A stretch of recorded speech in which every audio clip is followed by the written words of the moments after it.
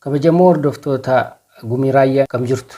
Viidiyoo keenya yeroo darbe irratti dhimma iccita milkaa'ina mata duree jedhu jalatti tokko tokkoon duraa duubaan viidiyoo isinii dhiyeessa jedhee akkuma waadaa galetti dhimma barattoonni ofitti amanummaa isaanii guddisuu qabu jedhu irratti odeeffannoo bal'aa akkan isinii kenne isinis akka hordoftan abdiin qaba.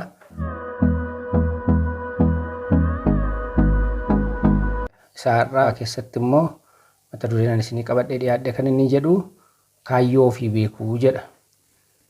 Egaan namni tokko hojii makam keessatti iyyuu kaayyoo hin qabu taanaan kaayyoo isaa sana dursee hin beeku taanaan galmi koo kanadha kanaafin kana hojjedha kana bira ga'uun qaba jedhee karoorsee hin qabu taanaan waan hojjetu hin beeku maaliifis akka hojjetu beekuu hin danda'u jechaadha. Maal jedhu namni akkasii namni karoora hin qabaanne yookaan kaayyoo hin qabaanne akka nama bosona guddaa keessa deemu karaa ba'u wallaalee kompaasiin harkaa badee karaa ba'u wallaalee joonja'uu jechuudha. Kaayyoo yoo qabaanne garuu kaayyoon keenya maal akka ta'e dursinee beeknaa kaayyoo keenya sana bira ga'uuf hojjenna. Kanaaf kun hojii kam keessattiyyuu waan hojjennu kam keessattiyyuu kaayyoo qabaachuun kaayyoo ofii beekuun dursanii baay'ee hedduu barbaachisaadha. Bu'a qabeessa ta'uudhaaf hojii keenya keessatti duraan dursine kaayyoo keenya murteessuun beekuun kaayyoon sun akka bakka ga'uuf immoo dhimminee hojjechuun hedduu barbaachisa. Maal akka hojjennu qofa otoo hin taane akkamittiin akka hojjennu beekuutu nurra jira. Akka barataatti nuti kaayyoon keenya tokkoof tokko qofa. Innis maa inni barachuu, qo'achuu, bu'a qabeessa ta'u yookaanis qabxii olaanaa galmeessuu. Daree waggaa tokko gara waggaa lammaffaa gara sadaffaatti darbuudhaaf cimanii hojjechuu. Inni kun egaa kaayyoo keenya jechaadha. Wantoonni kaayyoo keenya irraa nu gufachiisuu danda'an waan hedduutu jira. Waan hedduu karaa nuti iyyaanen wantoonni nu gufachiisuu danda'an. Fakkeenyaaf inni jalqabaa maal yoo jenne jaalala saala faallaa ta'e wajjin jaalala yeroo isaa hin eegganne keessa seenu. Amma kana jalqabnaa kana goona taanaan kaayyoo keenya isa jalqabaa daganneerra jechaadha. Sababiin isaa harka lama qabaataniif muka lama yaabanii jedhu. Kanaaf nusi waan lama al takkaatti hojjechuun waan lama keessa al takkaa galuun isa kamiif iyyuutu hin ta'in akka hafnu nu godha. Karaatti akka hafnu nu godha. Tokkoffaa jaalalli sun kan fiixaan ba'uu kan amma dhumaatti adeemu kan hanga gaa'ilaatti adeemu ta'uu dhiisuu danda'a. Inni kun immoo yeroo biraas waan bira ga'amuu danda'udha. Barumsa keenya xumurree ergi baanee booda jaalala kana jalqabuun gara gaa'ilaatti ittiin adeemsisuun danda'ama. Garuu yuunivarsiitii keessatti yeroo baay'ee ijoolleen haala kanaan danqamu.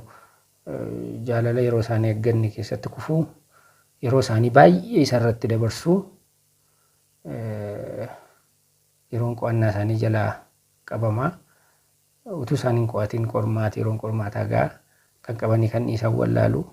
Silumayyuu iddoo kan qabatee jiru waan yeroo isaanii eegganne waan ta'eef deemee kufaatii isaanitti fida.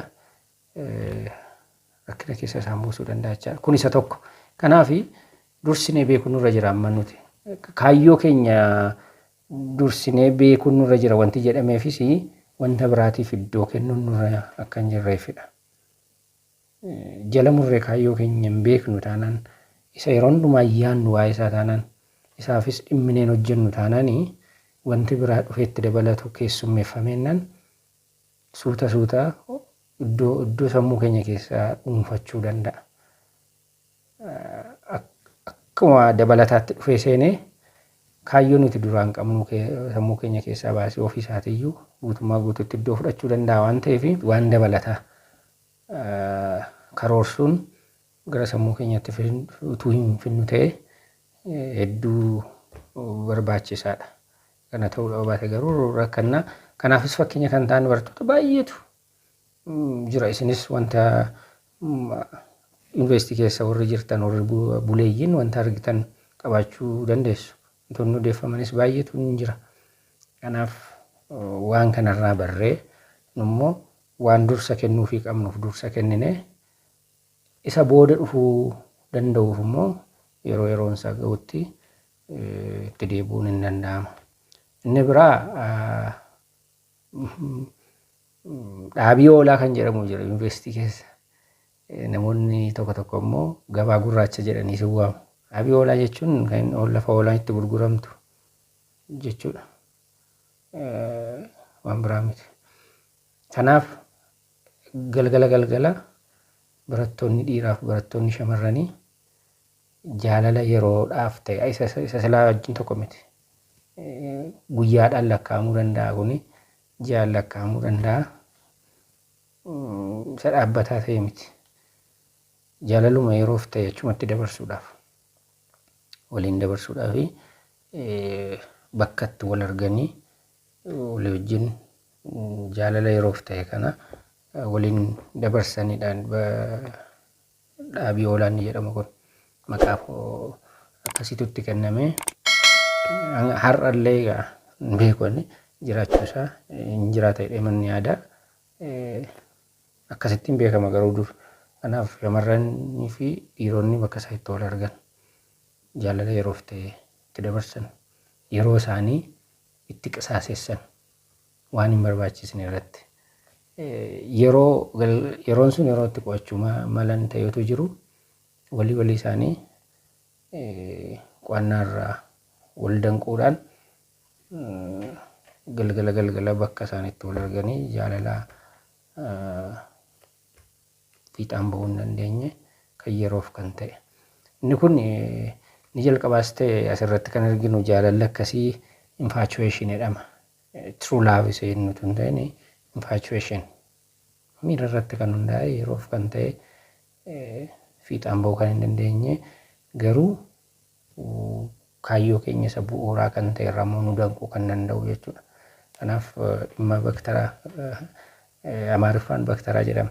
Dhaabii oolaan ni jennu kun dhaabii oolaa kana dhaquun dhaabachuun yeroo fi qisaasessuun kaayyoo ofii isa jalqabaarra waan nama gatuu fi kana keessatu seenamuu baate takkaa keessa seenan keessaa bahuun ulfaataadha waan ta'eef yeroo baay'ee immoo wantoonni akkasii kan isaan heddumatanii waggaa jalqabaa irratti fireeshii ta'anii barattoonni yeroo dhufanii maqaa mooraa keessan si barsiisaa siin qo'achiisaa barnoota akkasii waan cimuuf isaan akkasii irratti siin gargaara siin qo'achiisaa jechuudhaan keessumaa ijoolleen nuti beennu naannoo keenya kan dhufanii nu dursanii garuu yuunivarsiitii kan seenan buleeyyii kan ta'anii waan akkasiitti akka seennuuf akka saaxilamnuuf ofuma isaaniitiifis nu barbaadanii ta'uu danda'a.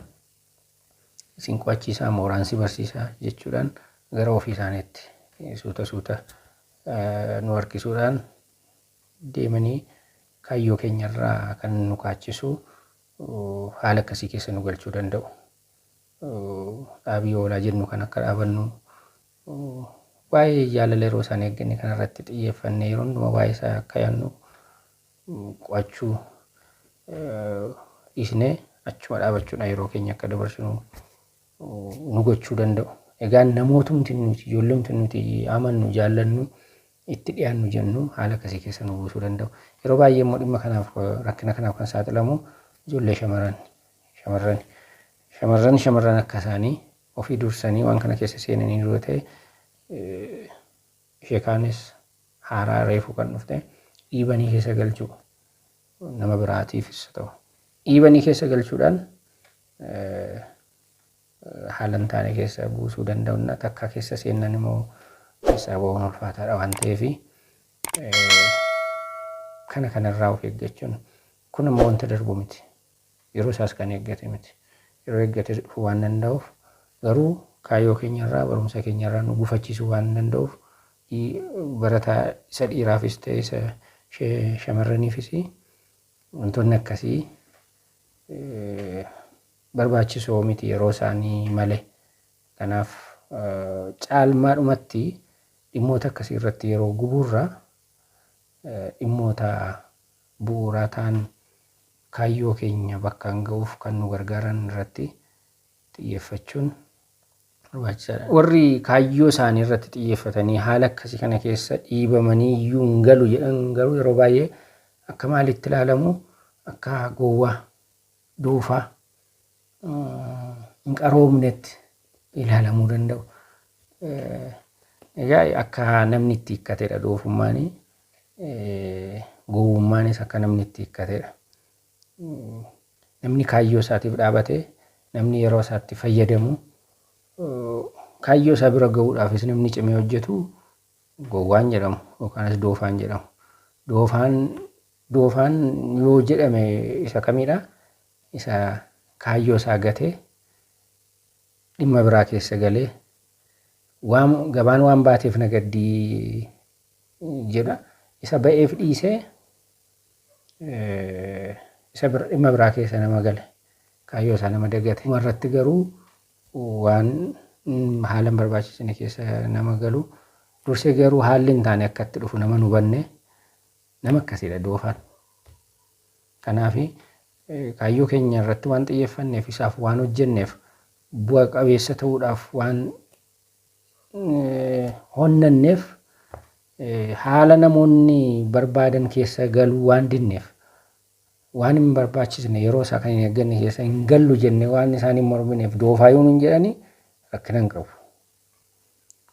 Eenyutu doofaa akka ta'e dhuma irratti iyyuu beekamuu danda'a waan ta'eef callisnee kaayyooma keenya hordofuun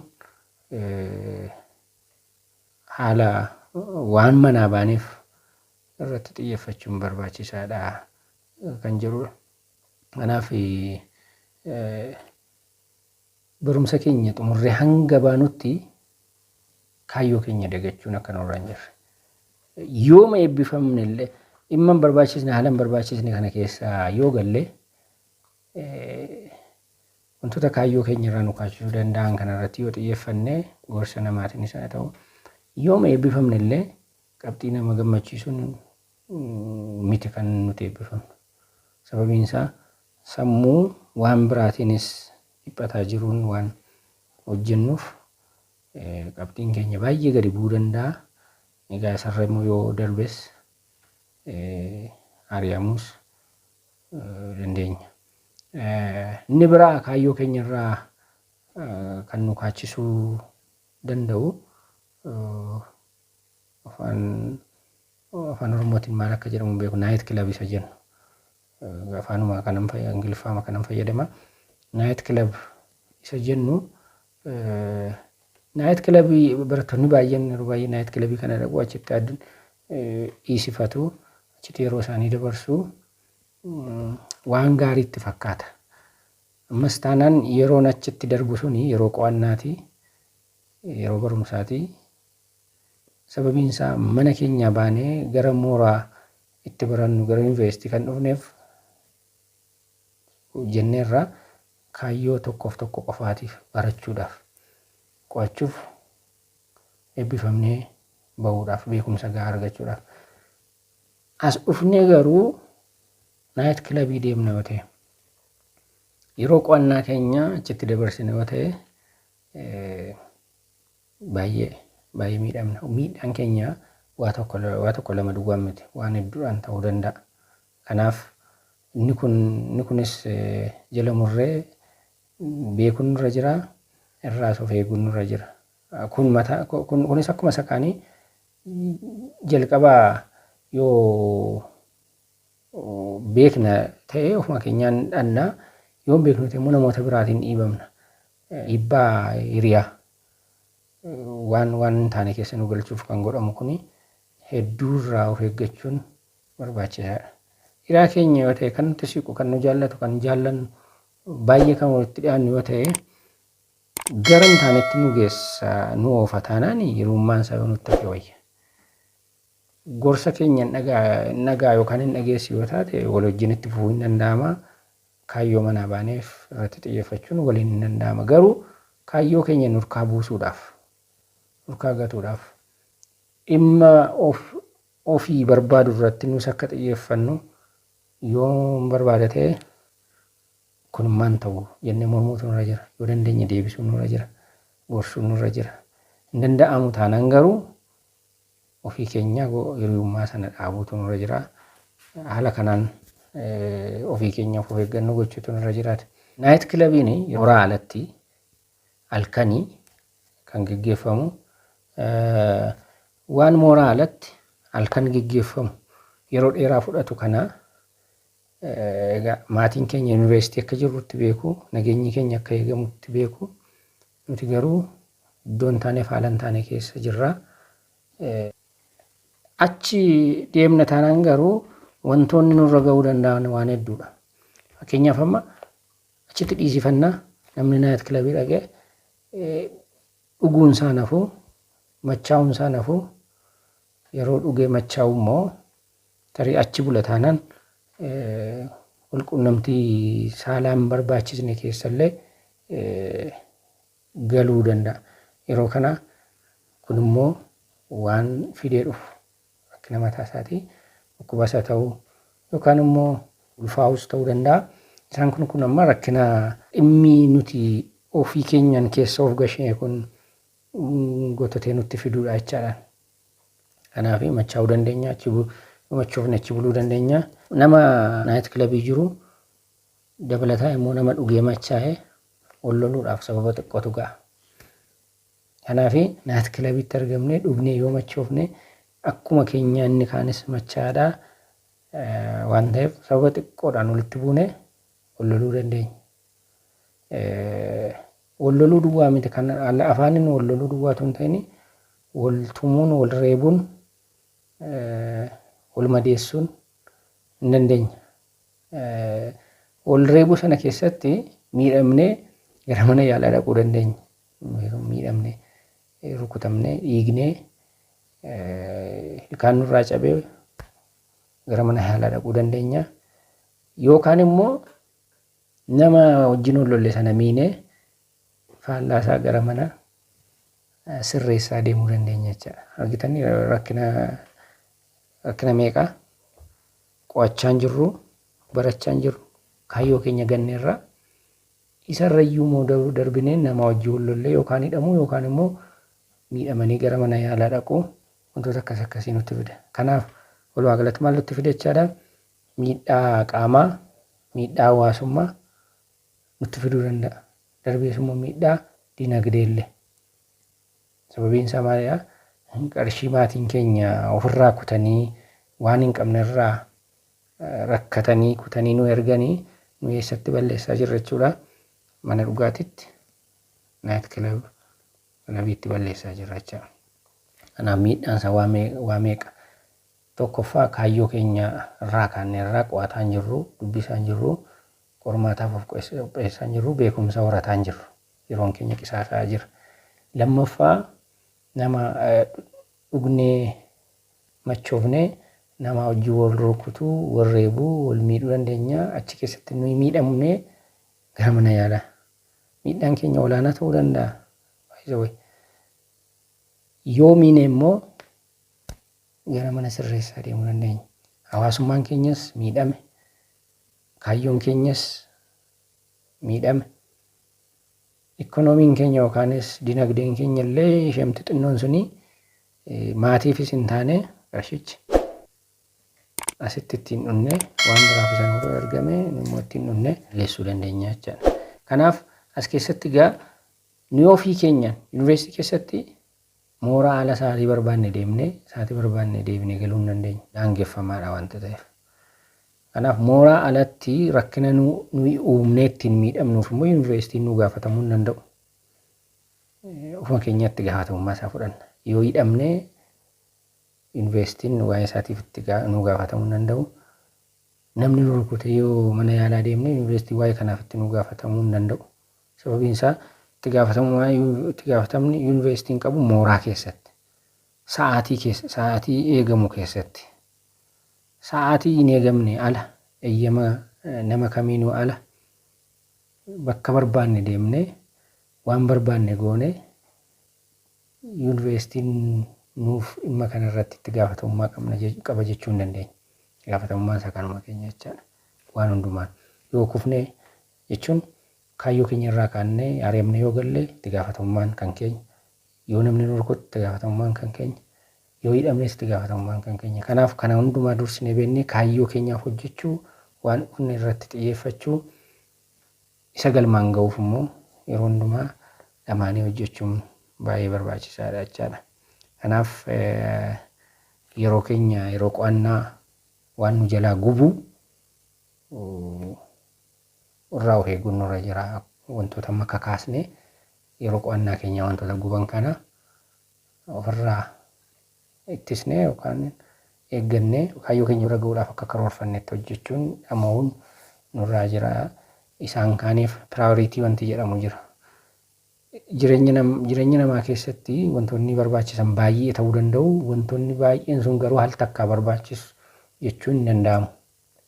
Irraa jala yeroo isaanii eeggatani. Kanaaf sadarkaa laannaaf jechaadha. Barachuu qabna yeroo jennutti barachuu. Ergi barannee booda garuu sattaan hojjechuu waan taanu waan karoora keenya wajjin deemu hojjenne wenne isa hojjechuu. Haal takkaa garuu miila lama qabaataniif muka lama yaabuu hin danda'amu.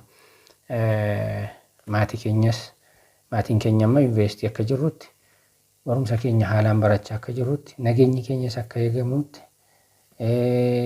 qabxii gaarii galmeessinee eebbifamnee akka isaan gammachiisnutti kana nurraa eegu. Kanaaf nu jajjabeessuuf ofirraa kutanii agabuu bulanillee waan qaban nu ergu isaanis leeyyaasisuun nurra hin jiru. Sababiin isaa nuti kan barannu ofii keenyaaf, naannoo keenyaaf, maatii keenyaaf akka biyyaattis namoota yookaan lammii bu'a qabeessa ta'an ta'uudhaaf waan ta'eef haala kana yaaduun nurra jira. Ofii keenyaaf, maatii keenyaaf, naannoof, biyyaaf kanatti yoo yaadne kaayyoo keenya galmaan ga'uuf irratti hojjechuu dandeenya jechaadha. Wantoota amma jedhaman kaayyoo keenya irraa nu dhaquu kan danda'an immoo duubatti dhiisuu dandeenya. Kanaaf egaa kaayyoo jechuun wanta yaadnu tokko ergi yaadne booda immoo wanta irratti hojjennu tokko kan bira ga'uudhaaf wanta dhamaanuuf tokko akkas jechuudha. Kaayyoo jechuun yaada keenya keessatti waa'ee isaa yaadnaa hin keenya in hojjennaa bira ga'uudhaaf dhumarratti galma jechuudha. Galma sana bira ga'uudhaaf immoo in hojjennaa. Kanaaf akka yaadaatti qabannaa yaada sana irratti in hojjennaa galma sana bira geenya. Kana gochuudhaaf wantoota amma danqaa nutti ta'u jennee caqasaa oolle kana irraa of eeggachuun waan hundumaa haalaaf ogummaadhaan karoorsinee hojjechuun nu barbaachisa. Kanaaf kaayyoo fi beekuu kan jedhu mata duree har'aa isiniif qabadhee dhiyaadhe kanarraa barnoota odeeffannoo hedduu akka argattan abdiin qabaa. Kanaaf gorsa kanattis fayyadamaa. Viidiyoo kanas hordofaa.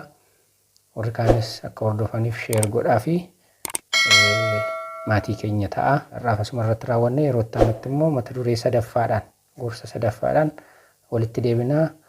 Hangasitti nagaan turaa isiniin jedhaa. Gumii raayyaa.